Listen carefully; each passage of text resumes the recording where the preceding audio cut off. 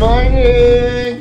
Happy birthday to you!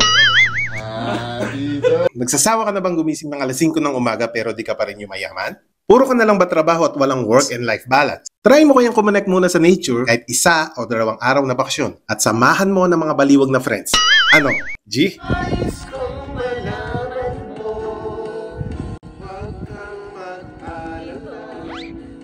Isang araw gumising kami na maaga to travel in one of the peak points dito sa Abha, sa May Asir National Park.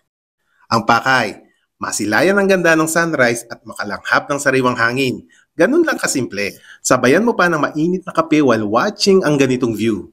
Iba talaga sa pakiramdam ang gumising ng umaga at i-enjoy ang leisure sa mga ganitong pagkakataon. For today's video, ay bibiyahe kami sa tinatawag nilang Cloud Corniche. Driving and watching the breaking of dawn ay parang bumalik kami sa pagka-student era. Yung gising na may excite ka at makita na naman si Crush. It's just a nostalgic feelings sa biyahe at ganitong view na parang nasa southern part ka lang ng Italy. And now, we successfully reached the place bago mag-sunrise. Walang entrance fee. It's just to find a suitable spot to sit and enjoy the picnic sa breakfast. Bakit lahat ng cloud viewpoints ng Abha are absolutely breathtaking? Nagkanya-kanya na kaming hanap ng pwesto dyan to capture good photographs. Definitely, the Cloud Corniche has a good views until you get up to the top. It's too high. Palakasan lang talaga ng guardian angel, makakuha lang ng perfect shots. Oh my God! The panoramic views, samahan pa ng serene atmosphere, create an unforgettable experience. It's truly a place where the nature's beauty can be fully appreciated.